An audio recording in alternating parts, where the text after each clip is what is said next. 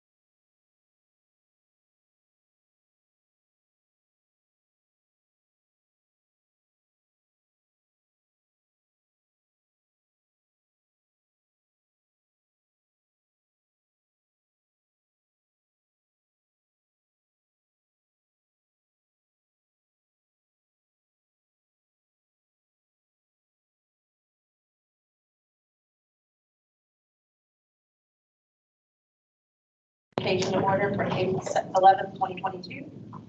Tom Minnie, Here. Jason Barr, Here. Dr. Miller, here. Brian Kennedy, Tammy Huffman.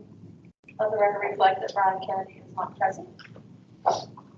Karen, would you like to lead us in the pledge, please? Sorry, like the kids. I Pledge allegiance to the flag of the United States of America and to the republic for which it stands, one nation, under God, indivisible, with liberty and justice for all. You and your sister each get to speak. All right, so do we have any delegations this evening? No. No delegations? Okay. All right, we'll go ahead and get into the consent agenda. We should have the minutes from the March 22nd work session, March 28th special meeting, and March 28th regular meeting. Have board members been able to review? I have, I'll make a motion to approve all that. 29, 28, 28. I second that. All right, there's been a motion and a second. Any further discussion? All those in favor signify by saying aye. Aye. Any opposed? All right, motion carries like 3, 1 abstain. Have the treasurer's report. Mr. Clay? Here. What I have this morning, what you have in your packets, scheduled checks to be written, and budget transfers. For some of you, this may be the first time you've seen budget transfers. Anything dealing with a budget, if we make any type of adjustments throughout the year, throughout the fiscal year with the budget, whether that be additions to, moving the budget from one area to another, or even carryovers from year to year. And carryovers more oftentimes involve our federal grants, state grants, because you'll have a balance at the end of one year that you carry forward. Becomes part of your budget for the next year. All of that has to be approved by the board. Those are done and kind of out there and waiting. Once they're approved, then they get submitted through WEVAS to the state, through WEVAS, the accounting system, and also we have to go out and provide an explanation for each one of those to the state, so it's reviewed by them twice for that final approval process. So what you have in front of you for the budget transfers, most of them are all supplemental, which would be additions to, not really moving money around. There are a couple of those we're aware, we estimated what our federal grant award was, and when we actually received the award, more than what we had originally budgeted, and then the remaining budget transfers for that month were carryovers from last year from our grants, specifically large carryovers for the ESSER funding, those type of situations. Are there any questions with the scheduled checks to be written and the budget transfers?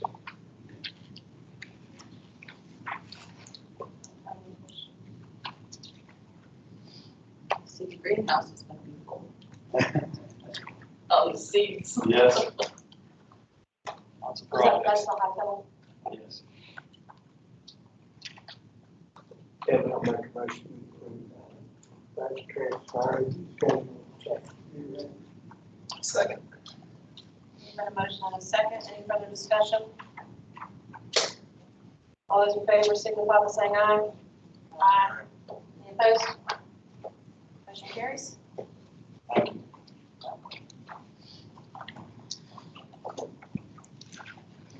All right. Recognition of students and staff. Shelley, do you want to do math field day first, and then we'll do the parliamentary procedure team?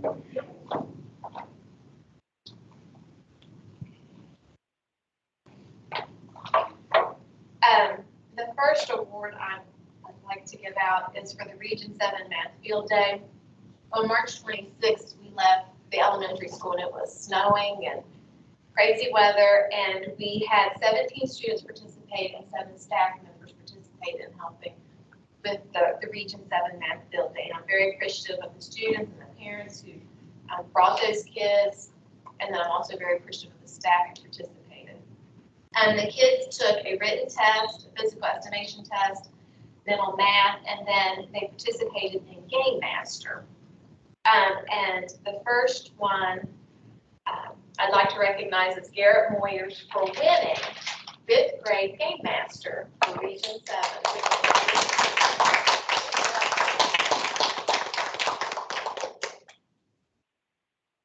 Take a picture of you here in just a minute. Even though he is not here, I would like to recognize Joe Carter. He placed 4th in 5th grade, so he is the first alternate for the state fair, state math field day fair. So if one of the first 3, Judith's not to participate. The other one, and he's not here again, was Joe Carter. He did place 1st in our Region 7 Social Studies Fair that Montgomery County hosted. There were 103 projects, a lot of good projects, and again, he placed 1st, and he will participate in the state fair, which is April 29th. So, wonderful. All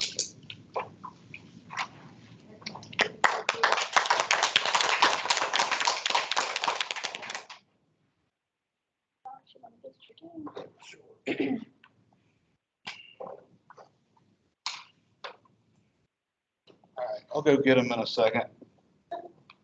My printer is out of toner today, so I had to handwrite these. I just wanted you to see what they get. They get a card similar to this, and one of the motions that they have to make is highlighted, so they have no idea what they're doing. As you can see, I give them a pretty simple motion. They won at the region, and I had to judge another one the other day. It wasn't near as competitive as ours, so they may have beaten what's possibly the next best team in the state to go to states. So I don't want to jinx them, but there's one other team out there that's still in it that I haven't seen. So they've done a great job. They excel off of their debates. So if you watch their debates, they try and use a lot of local information, and they try and really work out the motion.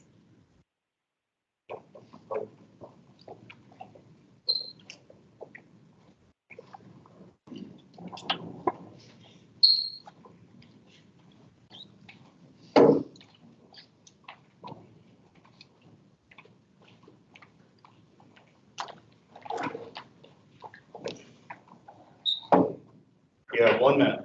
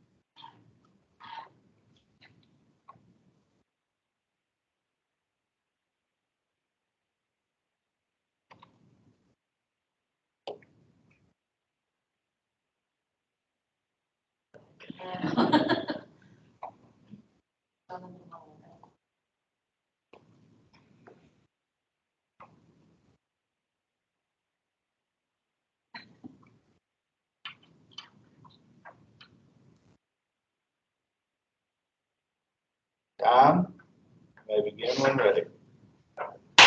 Is there any new business to be discussed at this time? Madam President, James. I move that our chapter sell strawberry shortcake at the Folk Festival. Second. It's been moved and seconded that our chapter sell strawberry shortcake at the Folk Festival. Is there any debate or amendments? Madam President. Amaya. Point of order. State your point. I made the main motion, therefore I have right to first debate. Point well taken. Do you give up your right to first debate? No. I rise in favor of this main motion. This is something that we can do in the summertime that allows a lot of new members of our chapter to come and participate. At the same time, overall, it helps our chapter raise money while letting the older kids who are trying to work for their state and American degrees get community service hours for their record book. Overall, this benefits our chapters in more ways than one. Vote yes. Madam President. Adam. I move to postpone this motion to our next regularly scheduled meeting. Second. It's been moved and seconded to postpone this motion to our next regular meeting. Is there any debate or amendments? Seeing none, we shall proceed to a vote. All in favor of postponing this motion to our next regular meeting, say aye. Aye. All opposed, say no. No. Noes have it, and the motion fails. Madam President, Amaya. I rise against this main motion. I really just don't think this is a good idea. Summer is a busy time for everyone. We have 8 seniors right now that are leaving, so that means a whole new officer team is gonna have to come up and take this over. Not to mention that all the parents that are active in our chapter right now are gonna be leaving with their kids. Vote no. Madam President, Adam. I rise in favor of this main motion. As the previous speaker said, we're gonna have a whole new officers team coming up. I'm sure they would love to get their jackets for free. If we could use this funding for their jackets, I'm sure they'd be more appreciative of that. Vote yes. Madam President. Katie. I rise in favor of this main motion. This is a great way for our chapter to make money, and this is something that we're very familiar with. This is fundraising that we've always done, and it's something that even people that haven't been on the officer team, kids that have just been part of the chapter, they are used to coming out and helping every summer. Vote yes. Is there any further debate or amendments on the main motion? Madam President, Katie. I move to amend this motion by striking out the festival and inserting state fair so that if the amendment passes, the motion will read, I move that our chapter sell strawberry shortcake at the state fair. Second. It's been moved and seconded to amend this motion by striking out Folk Festival and adding on at the state fair, so that if the motion passes, the motion will read, I move that our chapter sell strawberry shortcake at the state fair. Is there any further debate or amendments? Madam President. Katie. I rise in favor of this amendment. As I said earlier, strawberry shortcake is something that has always been very profitable for us. However, if we were to open this up to a larger audience at a larger area, this would be a really good way for us to make even more profit. And seeing as we're currently saving up for a meat shop, I think this would be a great way for our chapter to make as much money as possible. Vote yes. Madam President. Adam. I rise against this amendment. As the previous speaker said, that this will open our strawberry shortcake sale to a bigger audience. Where we have will we be able to put all the people and transport them, as well as all the coolers that we would have to put the strawberries and ice cream in? This is just not a good opportunity for us, and we wouldn't be able to do this. Vote no. Madam President. Amaya. I rise against this amendment. I think this is not a good idea because of how much would have to go into doing it at the state fair. It's such a busy time, and we would have to worry about transporting people there, figuring out where they would stay, and other minute details like that. Vote no. Madam President, James. I rise in favor of this amendment. Our folk festival sale usually goes great, but there's not that many people. If we were to take this to something as big as a state fair, think about how much profit that we can make by doing something like this. We could bus people there, we could bus kids there, and we also have a van which Mr. Cox can drive there, so that transportation will not be that big of an issue. Vote yes on this amendment. Madam President, Adam. I move to extend debate to 3 per person. Second. It has been moved and seconded to extend debate to 3 per person. Is there any amendments? Seeing none, we shall proceed to a vote. All in favor of extending debate to 3 per person, please rise. Thank you, be seated. All opposed, please rise. Thank you, be seated. With 1 in favor and 3 against, we will not limit debate. Is there any further debate or amendments on the amendment? Seeing none, we shall proceed to a vote. All in favor of striking out Folk Festival and adding on State Fair, so that if the motion passes, the motion will read, I move that our chapter sell strawberry shortcake at the State Fair, say aye. Aye. All opposed, say no. No. Noes have it, and the amendment fails.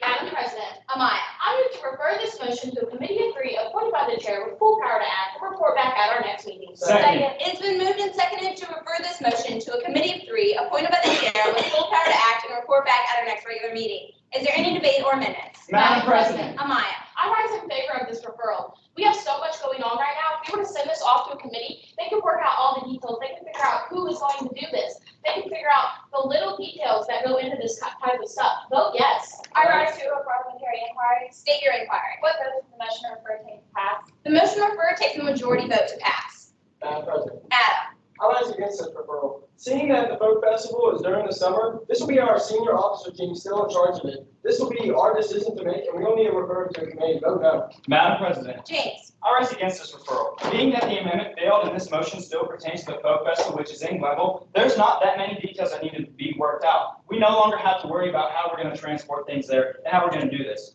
Also, at the same time, this is something that our chapter has been doing for years. This is not something that we need to send off to a committee to be specialized on. Vote no. Madam President, Katie. I rise against this referral. If we send this to a committee, we lose our right to vote as an assembly. So I think the best thing for us to do is decide here and now, seeing that this is something we're very familiar with and something that we can come together as an assembly and vote on right now.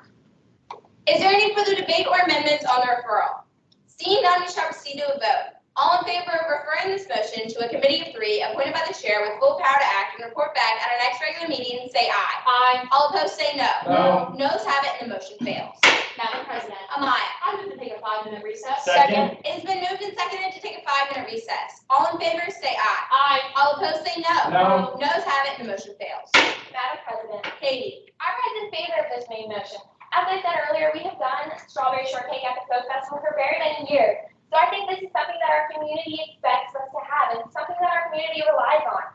Seeing as Folk Festival has declined in population a little bit the last few years, I think that this would be a great way for us to have another vendor at Folk Fest and something that the people will be able to get a sweet treat at. Vote yes. Madam President, Adam. I now rise in favor of this main motion. Seeing that most of us are seniors, we will be having a whole new officer team come up next year. And this should be a great opportunity for them. It's in Glenville, so they can easily get to it. And it's at times in the summer where they probably won't be busy. This would be a great opportunity for them and our FFA shop to vote yes. Madam President, Amaya. I still cannot rise in favor of this main motion. I think that this is just something that we cannot go along with. During the summer, there's so much going on. We have kids getting jobs. We have so much that we have to do. With our new officer team coming up, they're not going to know how to plan this. They won't know how to work out the details of this. Vote no. Madam President, James. I now rise against this main motion. As previous speaker said, doing this at Folk Festival every year is something that our community has come to rely on. Having said that, we've always had older, experienced kids who know how to do this and do it right. With most of our kids being older and most of them having jobs and most of our officer team graduating and being gone, how do we know if the newer kids are going to be able to step up and do this the right way? We wouldn't want them to mess up and then have people looking bad on our chapter because of this. Vote no on this motion. Is there any further debate or amendments on the main motion? Seeing none, we shall proceed to a vote. All in favor of our chapter selling strawberry shortcake at the festival, say aye. Aye. All opposed, say no. no. Ayes have it and the motion passes.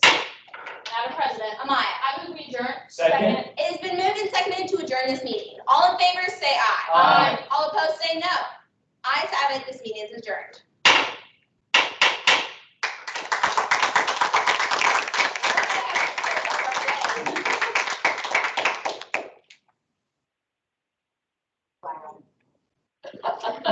I've seen this, I don't know how many different times, and I Great still, job, it is, wow.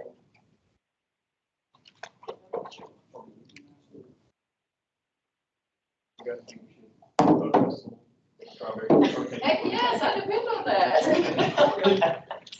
Have any questions? As long as I don't have to make any changes. I just don't make a comment and say how proud you make that. That's right. Aren't you kids to FFA chapter high school? Thank you. Thank you. You make me proud. Thank you. Are you guys nervous? No. You got this, right?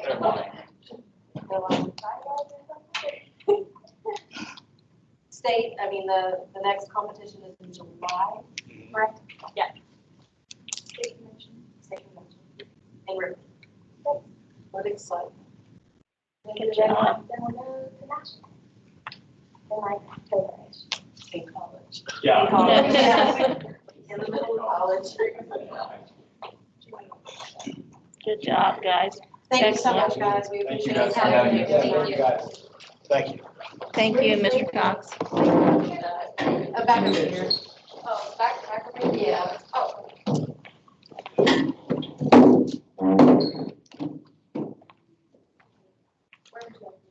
Just give it to Tammy, whatever. Hey. Thank you. You want it, Tammy? Oh, there's also a.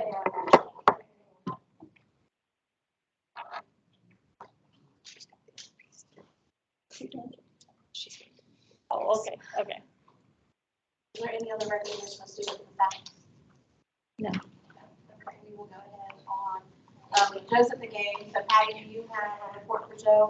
Yes, I do. We met with ESG on the 8th and on the lighting. We have 94% at the board office completed, and at the time it was 50% at Gilmer High School. We're waiting on the parts for HVAC, and Clay, you can help me out here. They're hoping to start the HVAC by end of June, mid-July. Yes, it depends on the lead time of the materials. So everything is coming along quite nicely with all of our stuff with our ESG.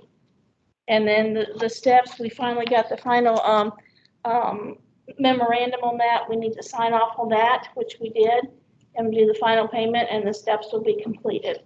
And then placing into the newspaper bids for the man trap at Gilmer County High School. So we are moving When along. are those due by? Into May, Yeah, I think the opening of bids is May the 5th. yeah, May the 5th. So we can bring it to you at the last May meeting, so you can make a selection of who's going to do this, yes. So we're moving right along, and of course, the animal processing classroom, we're working on that, so we'll hopefully know something of that in June. So everything is moving right along on schedule.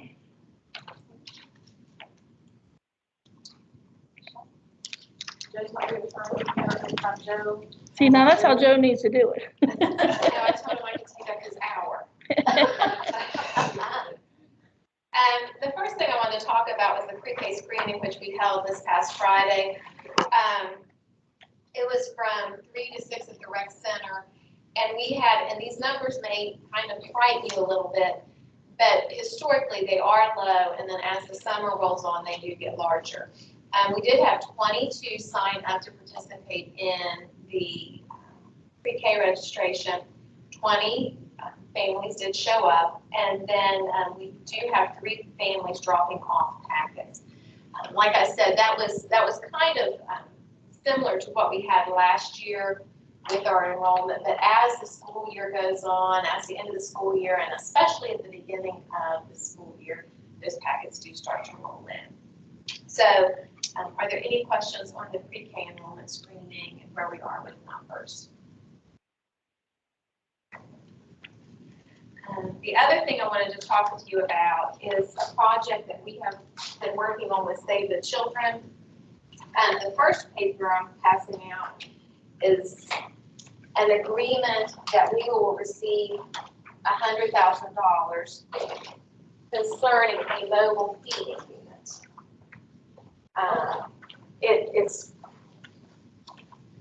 It guarantees us that funding. But the purpose of this is to continue to provide wraparound services throughout the school year. We had talked in an admin meeting the other day about using it during spring break, Thanksgiving, Christmas, field trips. You're very handy to go on field trips and pull that mobile unit in, because you can roll the back of it up and feed out of the back of it. So it's just a convenience for the school system, and then on top of that is also, the purpose of providing meals for those that cannot get out. The second, like a food truck, like it's cooking, or is it like a? It's more like an educational. Okay. No, it's not a food truck. Okay. Not what we would typically think of as a food truck. Tacos. That's what I was How much is thinking. And they are you setting up in the parking lot? It's just a educational vehicle, food in. It has an educational component, and actually what I'd kind of like to draw your attention to is the second packet, which I think will help clarify what this is. If you'll turn, there's a picture of a bus, kind of like a large bus, and I'm sorry about the goldenrod paper, it was in there when I made the copies. But that's okay. But anyways, that is what we are looking at currently.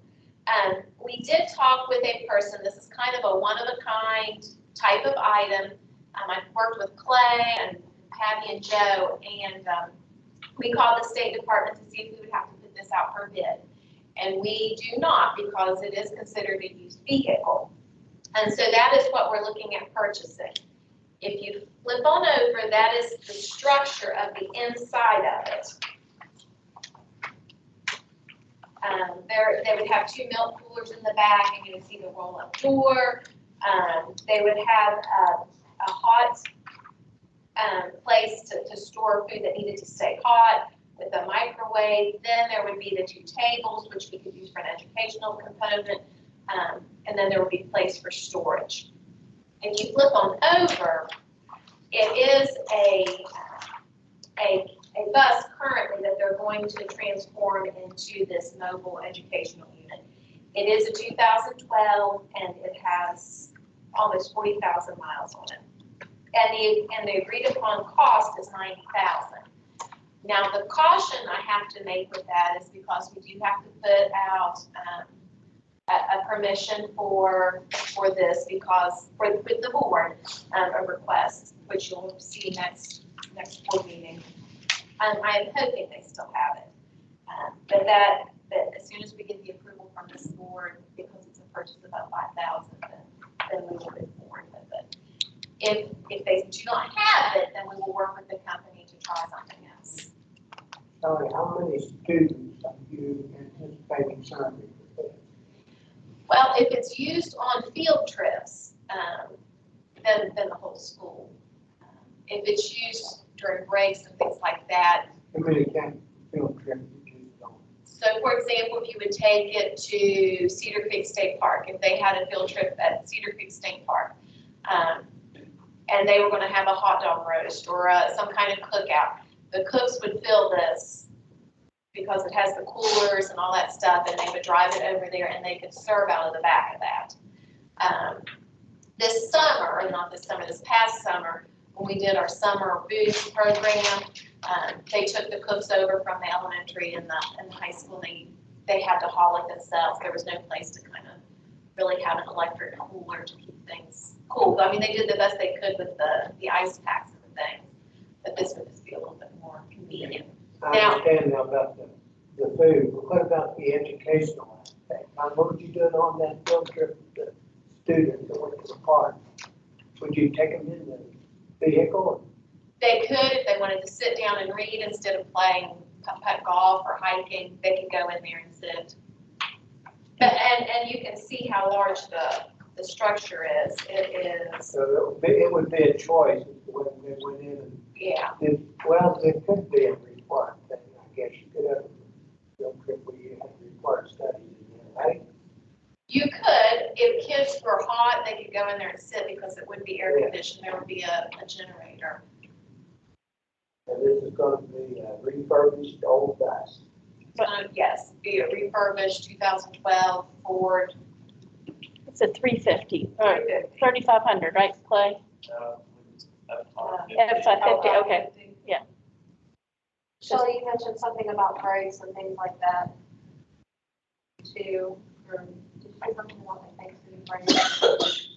We can use it for Thanksgiving break, even for summer programs. I don't know if you guys remember, it's been a few years ago, since COVID, we haven't done this, but we actually took Energy Express kids out into the community and we took food, and we had an educational component. Okay. We would use it for things like that. This was actually just took a personal car and it's been a few years. Yeah, but hopefully, well, it's been 3 years since we've had Save the Children. And this grant is only for the specific use of this. Yes, if we choose not to do that, Then we're not awarded money. no, then another county would get it. This is actually a personal donation from someone that has. Would this be something that we could use, like, if COVID ramps up and we're back to, I know how we use buses to deliver packets and food. Yes. We could use it for however we saw fit. I did talk with Catherine today. She's the lady I work with through Save the Children and Grant Writing. And she said that they would work on doing the budgeting because the question was asked who's going to pay for the maintenance, the oil changes. And she said to talk with our maintenance guys and Joe and see what we would look at for a yearly cost. And they are going to pay for the person to drive it. We're putting it down for twice a month. So our actual cost share would be relatively small. The benefit is, I think, would outweigh that cost. The time is what our. The mechanical work, in fact, that would be done by our bus maintenance people, right? Like the oil changes, now if it were something that they couldn't do, then we would send it off. And depending upon however much we decide on for maintenance, that would either, encompass that or we would have to. If they can do it, they would do it. If not, Like oil changes, I would think they would be able to do that.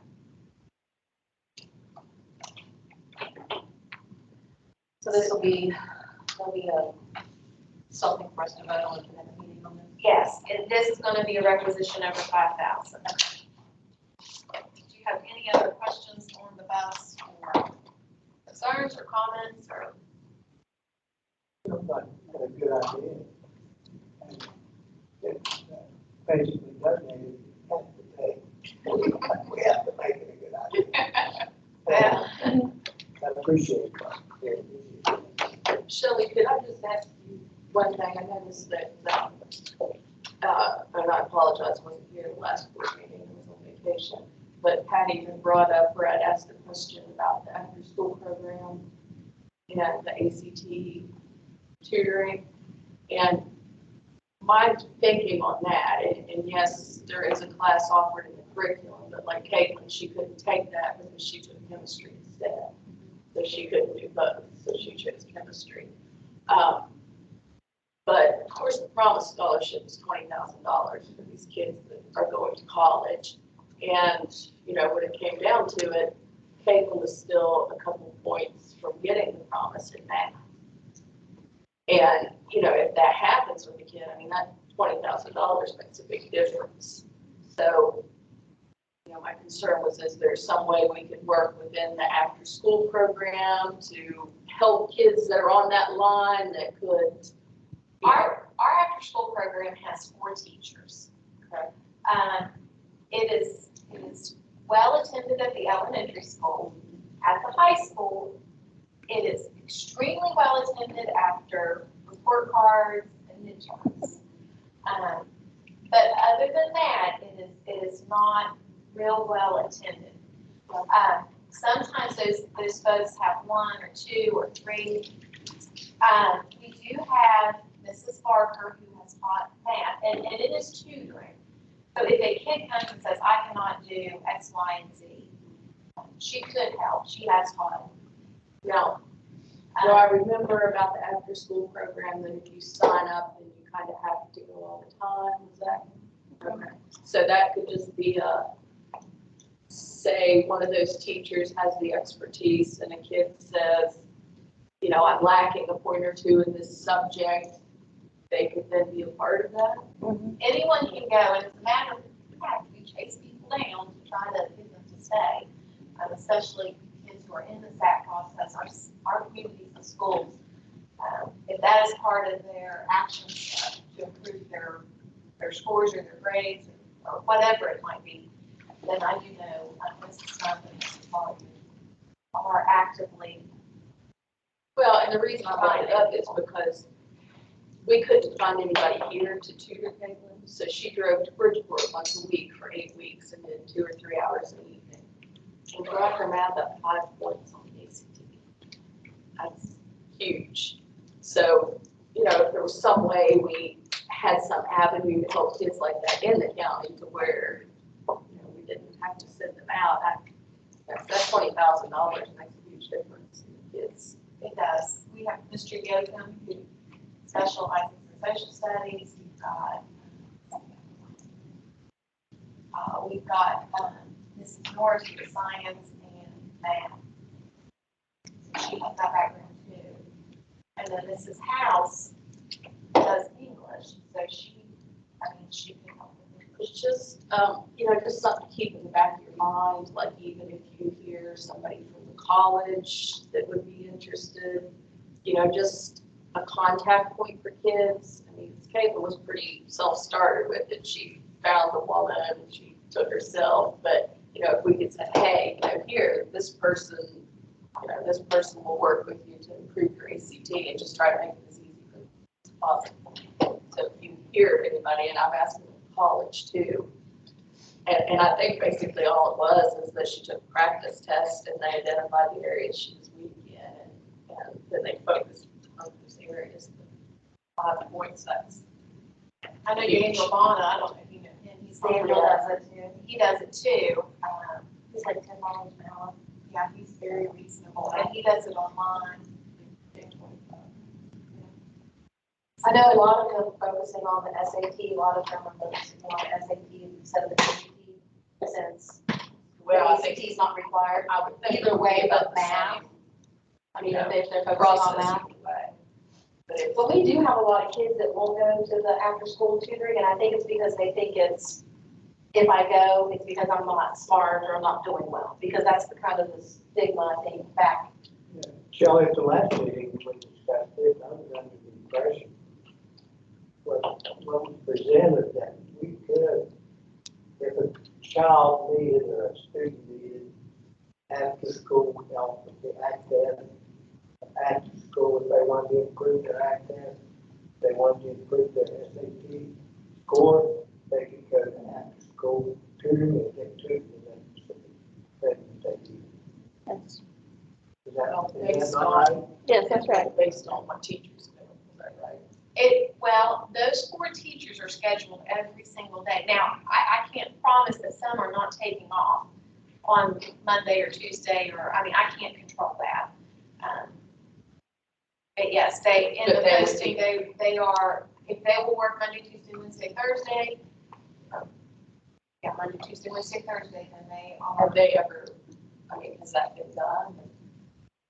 We have different kids who go for different reasons, they don't go for ACT, but like they'll go, if they can't get their math backs, then they'll go down there and do tutoring. Well, I understand that. It's just something I'd like for all of us to think about, just because I promise is such a big deal to kids, you know? Yeah, I think that's the most important thing for our kids to have. But it's not just our county, I know other counties Yeah. around the United, they have needs where we have people coming in that are not fluent in English. But to find, in Gilbert County, to find somebody to teach English as a second language is really hard to do, as it is in many other rural counties. And to bring your student test scores up enough to make yourself $10,000 or $20,000 or save yourself $10,000 is important. So we need to make sure we can do that and help in those areas. Yeah, Identify them. some opportunity may come up, because I asked at college too. I just want to be giving that to kids, you know, I just want to sit here, you know, get with this person, that we've had good results. I think we're fortunate where we're located because of college and access to the educators from Golden State College. It's a lot better chance of us finding somebody who helps us within the county, isolated from the college. And I talked to Kevin Evans, and, well, he actually said their math department's down to only 2 or 3 people, and they're supposed to have 5, so they're struggling.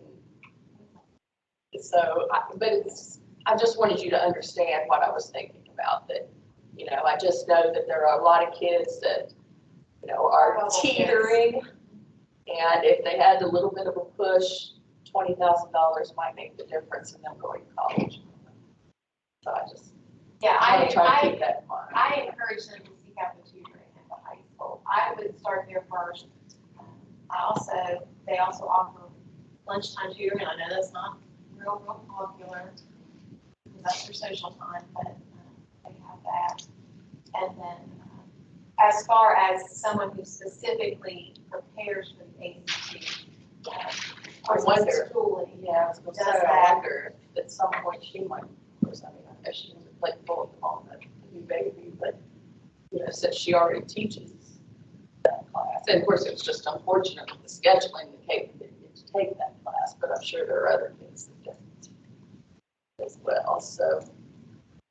But the only person I know that specifically does that is Dean Warren. And I know he has had a lot of success in raising scores. He's always posting other kids' scores now too. Well, and I can give people the name of this woman as well, because like I said, it's a 5-point improvement, and that was Daniel, 8 weeks of like 2 hours each. Daniel do it, via Zoom, which is on the And I think give kids that information too. Just want to help them out with it. And I've never taken this tutoring, but I'm sure it's.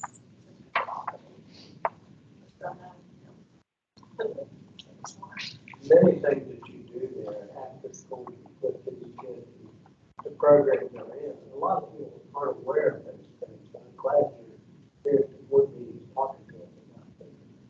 You know, you do a lot of things, John, that help the kids. And, I appreciate it. that needs to be done. And those kinds of things, a little extra help sometimes goes a long way. And you work on that, and I appreciate that. Thank you. Miss Judy, your turn.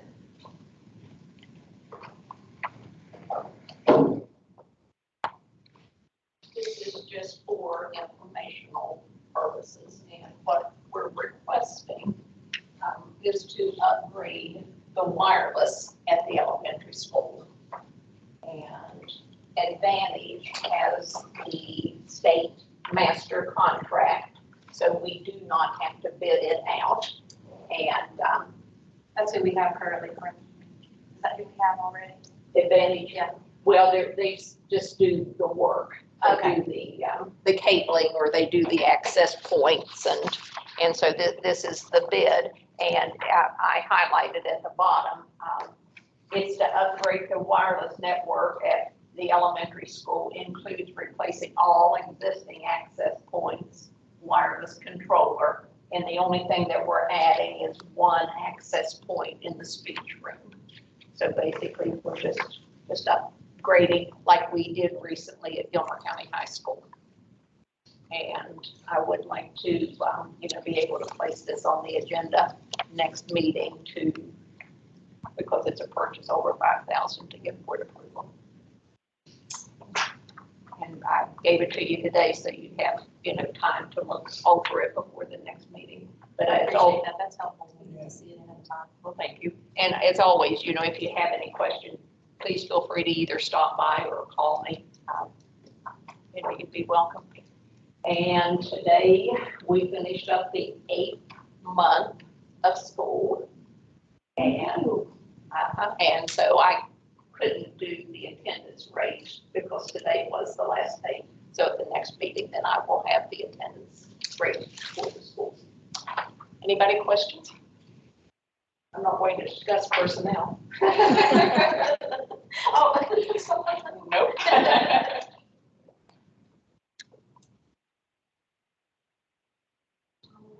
We'll go ahead and move on to new business, out-of-state field trip. Yes, it's for the senior class of 2022. It's Virginia Beach and Busch Gardens for May 22nd through the 24th, and all out-of-state field trips required board approval. I'll make a motion to approve. Second. There's been a motion and a second to approve the class of 2022 out-of-state field trip. Any other discussion? All those in favor say aye. Aye. Any opposed? Motion carries. And the next, Speech therapy. it's out of order. The next thing is policy 2120, which is high school programming placed on review. There has been a review at the State Department for policy. Help me, Shelley. What's the policy number? 2510. 2510, thank you. And so we have to align our policy with 2510 with the State Department. So this policy 2120 actually goes hand in hand with policy 3140. Currently, we have two local requirements that our students need to take, and one is BCA 1, and the other one is college and career readiness. It makes it very difficult. It's not in the state policy, it is our policy. So when we have kids that transfer up to us from Braxton or from Lewis County, they're a junior, a lot of them do not have this required coursework, so it puts them behind. And it's something that the BCA 1 is a carryover, and so is college and career readiness from high schools to work. So what we would like to do is put on review both of these policies to align with the state policy on graduation requirements. It's not that, we're still going to offer BCA 1 and college career readiness, but it's going to be an elective and not a requirement. So they will still have that opportunity. It's just not going to tie our transfer students. I mean, they come in as a junior or senior, then, you know, they can't take CTE classes because they have these other 2 courses they have to take because of our local policy, not because of a state policy. So we'd like to put it out on review. So therefore we can offer, the kids can still take them as electives, but they're not requirements, and it comes in line with policy 2510. So I mean, both of them together kind of go hand in hand. So we had to put both of them out on review in order to meet the requirements. So they'll be put on review to remove those 2 courses as graduation requirements and make them electives only. Yes. And Shelley, feel free to jump in because this is your avenue. When we talked with Daniel, one of the things, actually mentioned a couple of things about this, it would ease the burden of kids who are transferring in. If they transfer in as a junior or senior, they are still required to take those if they don't have a similar course. So I would rather my daughter do chemistry than college career readiness, but that's a personal preference. Other parents would rather their children do a career center, right, as opposed to taking BA, which is not aligned with their, you know, their career choice. Is there any advantage to keeping them as a requirement? When I talked with Derek Lambert, he's from the State Department, he said what has happened is there are older classes that have been required in the past. And he said typically high schools are getting rid of them. He have to get rid of them, but he said what happens is when you do get rid of them, he said it opens up options for kids.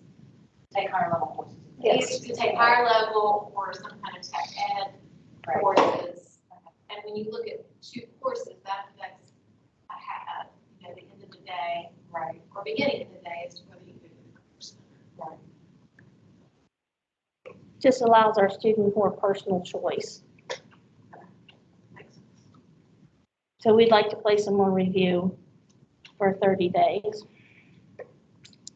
You don't need motion for that. Yes, Yes. Second.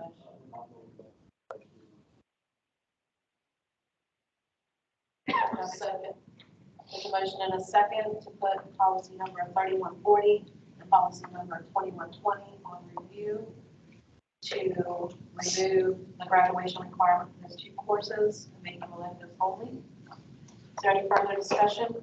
All those in favor say aye. Any opposed? Motion carries. And then the next policy is 3315, which is a camera use policy, and I did have some feedback from Dr. Barr and from the rest of you, so we will add that language in. That's what the whole purpose of it, to be on review, so other people can put input, and we will put that in there and bring it back to you. So we'd like to place it on review for 30 days to get other people's input on the policy. So I just have a couple questions. I mean, I didn't see it, and maybe I missed it, but does it address in here when cameras will be used or by whom cameras will be used? Yes, it does, but I know Dr. Barr had mentioned he would like to have the language be a little more specific on that, about it being not for evaluation purposes, but more of a monitoring in case there's an incident that happens. But it does say who can see, who can, But just says school administrator. yes, school administrator. So that would be your principal and your vice principal. And then at central office would be the directors of central office. And so, And as well as law is this enforcement. to mean that they will only be viewed to review incidents, or they can be viewed at anytime for any reason? No, they need to have a reason for it to be reviewed, and it's school safety, student safety, Health safety. health, safety, and wellness, which is, Safety and well-being. yes, Or incidents to be investigated relative to student violation. yes. What is West Virginia State Policy 4370? That's the discipline policy of West Virginia policies. It says what you can and cannot do at level 1, 2, and 3. And, My thing is, I've already, I talked to Patty about it. I think in a school where you're most likely to have an altercation or a problem is in the administrative office. And my experiences over the past 30 or 40 years, the best place to have a camera would have been in the principal's office. The very best place. And I wanted to make sure, and I think that before we put cameras in a teacher's classroom, we need to involve those teachers in that decision-making process. And I think that those cameras, it should be spelled out, and I think Patty has said that, it will be spelled out specifically who can monitor, why they can be monitored. Basically, for safety purposes only. For somebody, for a teacher to have to sit there and teach class, learn about some administrator, sitting in an office, watching the class, trying to find something,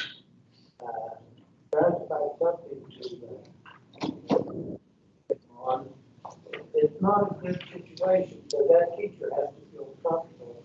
The only reason that camera is so good at is for the health and safety of the students or the people who are in the classroom.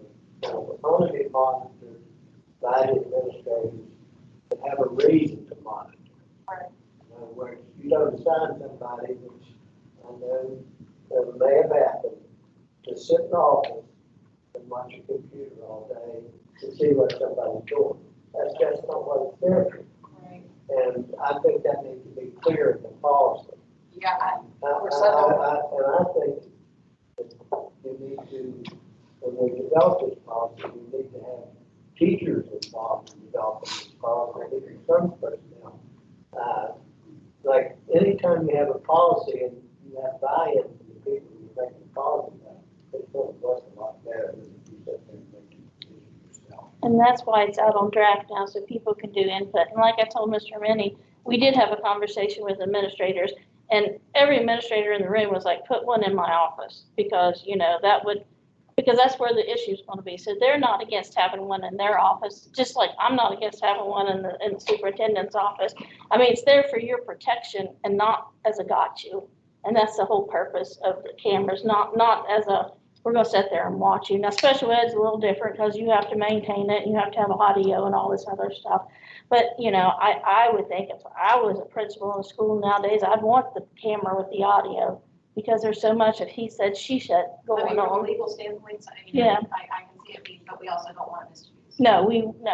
So can you also, I mean, if we put this out on review, can Send it to the teachers. something sent out to the teachers Yes. saying that it's on review, you know, any Mhm. comment or feedback, please provide by a certain date? Yes, that's. Because I know not everybody reads every email.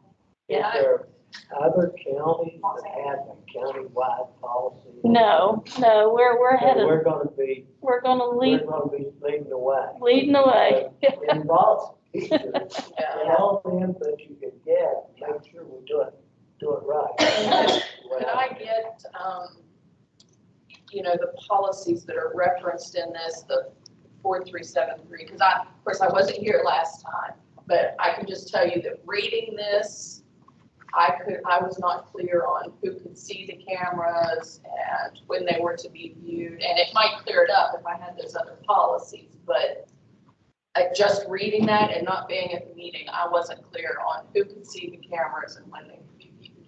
I don't think it is clear, somewhere in that, but I think that's a challenge for the next meeting before when we have the policy before us.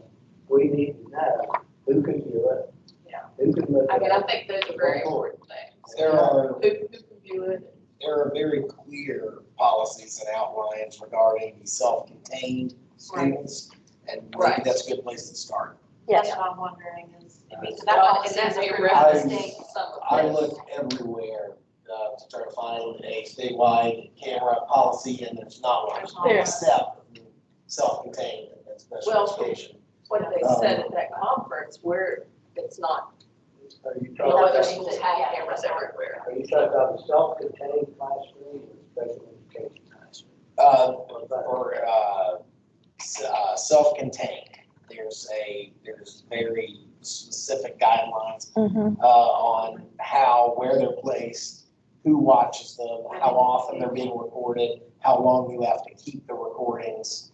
And that applies to, I don't. That might just be a good place to start. I know, and that applies, I'm just asking questions, because that applies to, like, if you have a fourth grade self-contained, It's, that would apply to them, but if they're departmentalized, it would. no, the West Virginia Code 1820-11 applies to our self-contained special education classrooms where we have a lot of nonverbal students in there that cannot self-report what's going on. So it's just self-contained special education Self- class. yes, that's what the- Not self-contained. yes. That's what the Right, code, Right, I'm yes. sorry, I didn't understand your question. Yes, sir. But that's why we want to put it on review so people can have a chance to make comments and, because it's just a draft and out on review right now. It's not in stone. It's, And again, I would like to see student council input too, because students are obviously being recorded every day, and, teachers and support staff and I students. think that when they did get the student council involved in the last thing, they were very pleased to have the student council involved in it, and the teachers and people, and I think that helps a lot. My daughter came home and said how nice it was to have them come and talk to them about it, that they really felt like they were a part of it, and she said that Mr. Putnam attended the meeting, and so she was very pleased with all that. that's what the whole purpose of putting it out on review is so people could have input and have time to look at it. But I do need And a, just making sure those couple entities, the teachers and the student councils know that they have the ability to comment. I mean, some people don't understand, I think, too, if they're not familiar with what public comment means. And not to say that nobody thinks about it unless it pertains to them specifically, so. and we can actually place it longer than 30 days. If you want to place it on review for 60 days or 45 days. I mean, I think after 30 days, we'll see what we get back, and if we feel like it's still, we can put it on review again. Okay, Nothing says that we have to approve it. That's right. After the 30 days. that's right. I would like to see the teachers association and the council involved in this.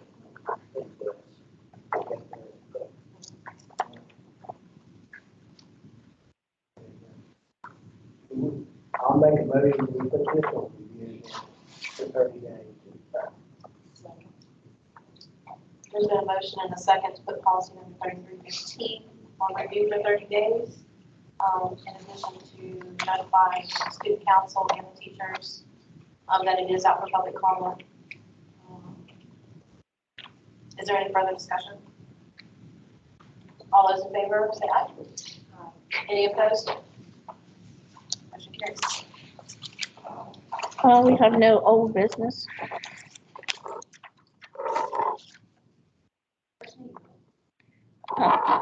So personnel, I guess. Personnel. Yeah.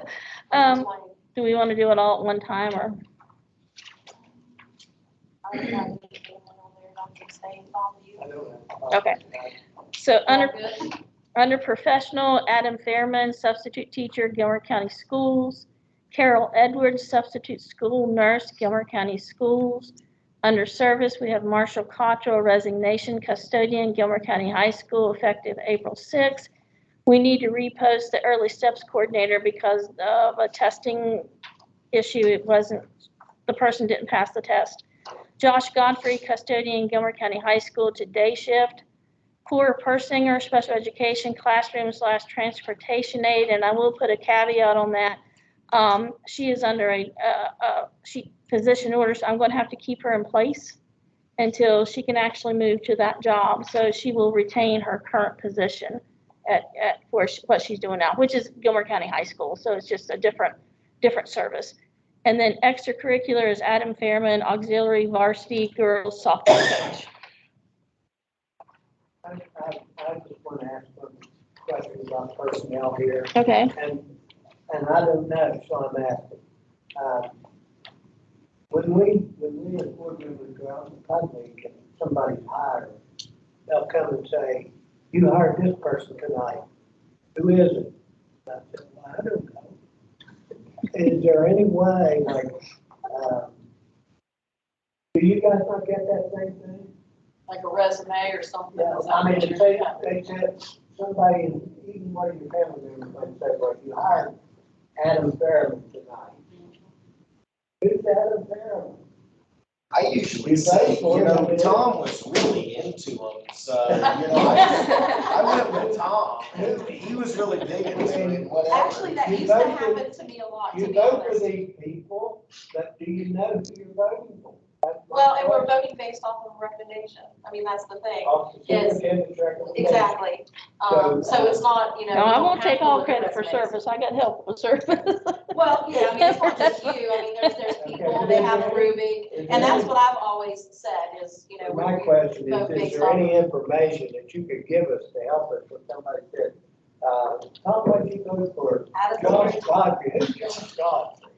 Of course, I know who Josh Godfrey is, but if I didn't know, should I know as a board member when I vote for him, who I'm voting for? Or not, Patty? What's Well, your- yeah, I mean, just call one of us up. I mean, we can tell you. Service is pretty cut and dry though, because I mean, it's all on seniority. So I mean, it's kind of like if they apply, and they're already in the system. Professional, that they will go through. We have the, help me out, Judy. It's the rubrics, a matrix that we go through. And, which. So that was when we a get this couple years ago. list, we can call That you matrix. to see who this person is. You can call me. Lisa or something. or Miss Doniker, yes. Miss Doniker or whatever department. Mm-hmm. So when somebody meets me on the street and says, "Did you hire Adam tonight?" I can say, "Yeah," and I can tell them who it was. Yes. If it's coaching, that would be I don't know, Joe. but that's been a real problem for me on the board. I've never had anybody else at all. Um, They say, "What are you doing? Hiring people you don't even know who they are." Well, and that's why, I mean, I've always, just said, it's based off of the superintendent's recommendation, Right. which they have a committee that meets. But I'll say that matrix and stuff, was that a couple years ago that we? Well, I was going to say at some point in the near future, would you all want the procedure that we go through when we do post a job? We get the applicants, the matrix. I'm not certain if you all realize the faculty senate and There's a the process, and the appropriate school is involved. So there's a process. I think any information, that, if you're interested in getting the information as far as the process that's used, that way we can relay to people when they ask that question, that this is the process that's followed. Yes, and there is the matrix and people are given points and I understand I understand what you're saying. No, it's fine. But a lot of times If I'm gonna vote for personally, somebody, I'd like to know who I'm voting for. but sometimes, like I said, we do not personally know the person that's applying. We know that they have their fingerprinted. We know this, we know that. We know, It's kind of like hiring any other job, they meet the requirements of the job description. Yeah, they've but done the matrix. once you interview that person, you know a lot about them. well, You have to. We hope we I do. knew some people that I had no idea, I didn't know.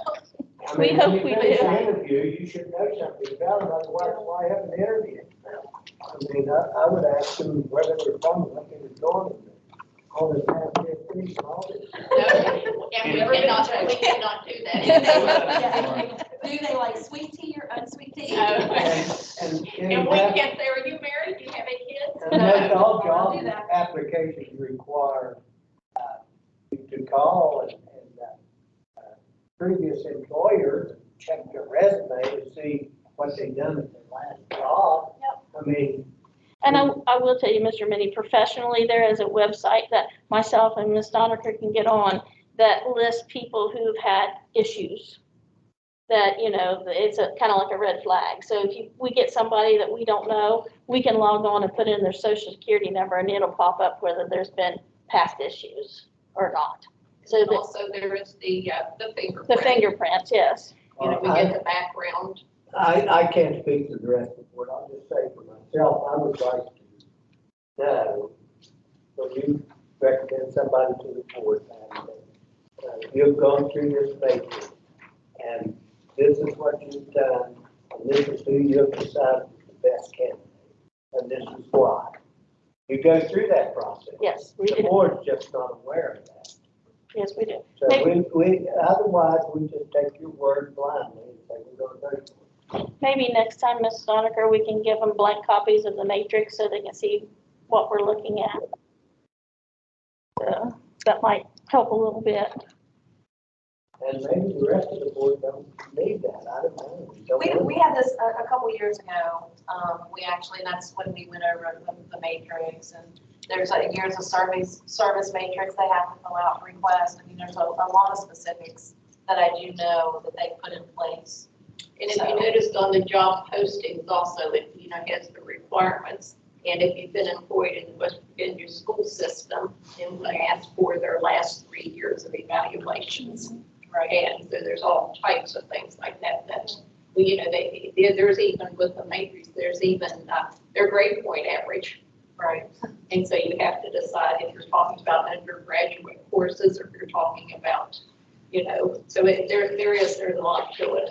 Even before you go through that hiring process, you have to sit down and decide what's important that you're looking for. You've got to set the matrix up. The matrix is standardized. Yeah, it's standardized for all of them. And it has, and that's a different, whether or not you already have somebody that's employed in the county that has applied, you use one matrix. If you have. But you can weight things differently. With part of them, there's a weight for you. There is a weight for you, but some of them there are not. So I'm saying you can do some things yourself. And one of the things, and I always say this, but we try to be so very fair, so very follow the rules, and not make anything, to where it is personal, to where somebody did question, and we would be able to justify, and Lisa knows this, don't you? That we would be able to look at everything that's similar to see that we've done the best that we actually can. Yeah, especially with it being such a small community, I know, that's always been a concern in Montgomery County. Favoritism, family as opposed to associations, things like that. And that's one of the reasons why those matrix were developed. I know, and future references that when personnel comes up, and there's job employment, and I'm going to vote for somebody, I'd like to know the matrix that was done, who done it, how it was done, who voted for the person. And I mean, I just think that I would feel a lot more comfortable when somebody comes up and asks me, why did you hire John Doe to shovel out the bus garage? And I say, because based on all the other employees, he was the best candidate because of this. Mr. Minnie, I'm not even certain that we would be able to legally share that with you. I don't think we were privy to that information, but Patty, can you just check to make sure? Double check, yes. Okay, yeah. I know there's some information as board members we're not privy to, especially when it comes to personnel. So we'll make sure what we can have and get you what you're able to have. Does that sound good? I can't believe a board member would be privy to the information that is required for employment. They have to vote for employment. Now, there's rules that say if the faculty senate president votes for it, and the superintendent recommends it, you don't have any choice. So, if that's the way it is, then somebody says, why did you hire John Doe? That's because the faculty senate president recommended it, and the superintendent recommended it, I didn't have any choice. I mean, the law does set up guidelines. I realize that. I'm saying. We'll try to get more information. Yeah, just That and see what you're able to have, what legally, us as board members are able to have, and we'll go from there. Okay. So I need a motion. Oh. I'm gonna make a motion that we approve the personnel agenda as presented. Second. Been a first and a second, any further discussion? All those in favor? Aye. Any opposed? Motion carries. Superintendent's information, a lot of it was just the construction that we have going on.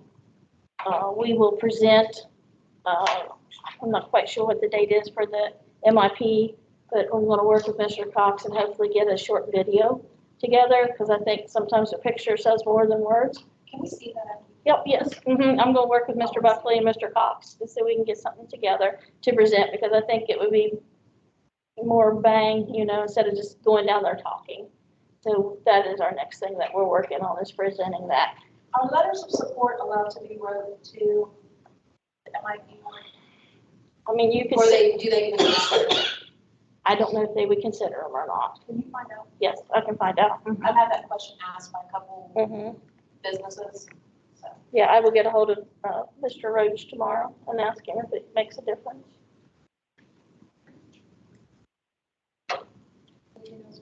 No. Board member comments. You guys turn this into me now. I've got a couple other things. Go ahead. The one thing that I wanted to talk about was self-contained classrooms. And the reason I wanted to talk about this is because I've also said time and time again, involve teachers in the decision-making process. And I think that you should. And they're in the process of changing from self-contained classroom to subject-based teaching at Gilmer Elementary. And my belief about this is that you involve the teachers, let the teachers basically decide, along with the administrator, what to do. But next year, expect us as a board to have very high academic achievement goals. And that those goals we will expect to be met. I don't care whether it's self-contained or subject-oriented. When I retired, I worked for about 10 to 12 years testing students for NAEP. And in that time, the schools that I went to that were small and self-contained classrooms through grade 4 were the highest scoring classrooms. I went to classrooms where they had subject-based teaching. Now, I think subject-based teaching is better, but there's a certain level that it should be self-contained too. And maybe things have changed. Maybe it is better that way now. I don't know. The teachers work at it every day. They should know. So if they change to student-based or subject-based teaching, then I would expect their academic achievement to soar next year, or at least improve. And I think that's one of the goals that this board needs to shoot for next year, is higher academic achievement at Gilmer Elementary School. I don't know if you guys have done your Google search that about test scores at the Gilmer Elementary School, but I think we need to try to set high standards of academic achievement.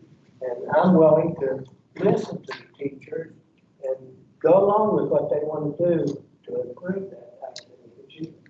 But we do expect that academic achievement to be high. Or I don't know anybody, don't know the board.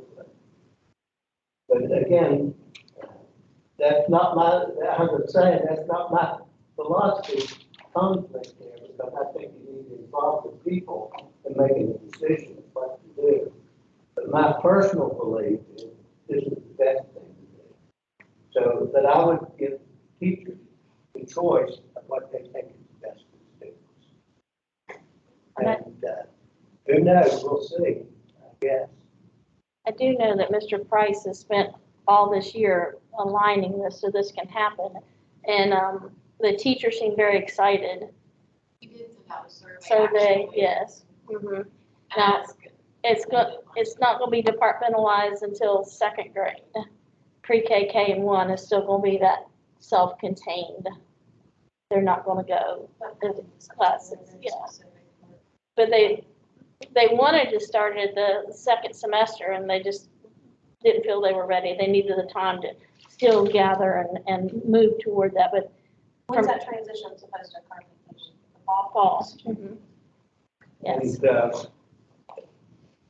And I don't know, I just think we involve the teachers in making those decisions, and Mr. Price has done is involve the teachers.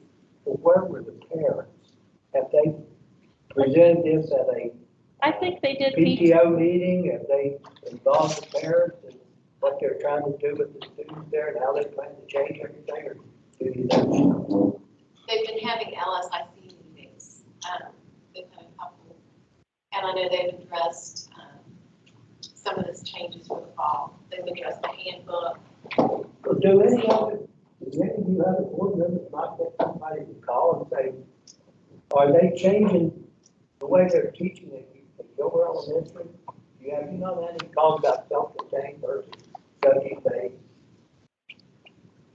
I haven't about that. I'm sure that'll start when it's implemented, because everybody will. But I think in that case, I think the teachers need to make choices, that they need to involve the parents and let them know. And plenty of times, it doesn't something that hits them all of a sudden, that we're going to change this next year. And they may have done that, I don't know. Well, I can't remember if anything's been sent home or not, but as it, maybe that would be something to do before the end of the year. Preemptively get everyone ready or something. Well, I know if I had a student in school there, first or second grade, I certainly would want to know what's going to be next year. We take turns with the backpack, but I don't know if you've seen it. Well, that's all I had, one thing, and I don't know if we discussed it last time or not, but stipends for National Honor Society, Student Council, the teachers that do that.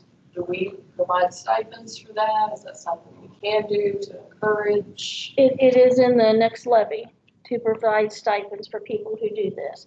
I know that the schools themselves have given money, but this will also provide through the county, people who do math field days, social studies, National Honor Society, Student Council, the extra. That's Yes. real important. What was that called? I remember Academic, it's named something in my name. It's specific for those things. yes. And the other thing I was going to say about that is that every time I've gotten on Facebook, this ad's popped up from Wood County about their levy.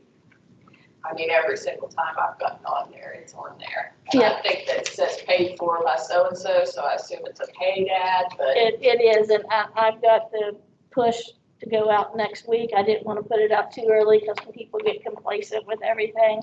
And I've got a flyer that's going to Glenville State College at 500 of them printed. And then I or somebody has to do it after hours.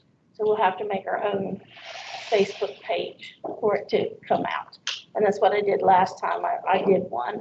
We'll just put like the flyer and the posters and some pictures here and there. I think that doing this, I saw they were having like a public forum. I don't know. Well, I know Meet the Candidate is April 24th. So, I mean, I'm gonna have a big booth up there during that time too. Mhm. That was, all I had.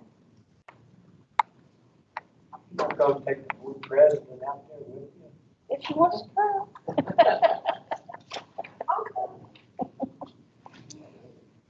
A little bit helps. Well, if there isn't anything further, I make a motion to adjourn. Second. All those in favor? Aye.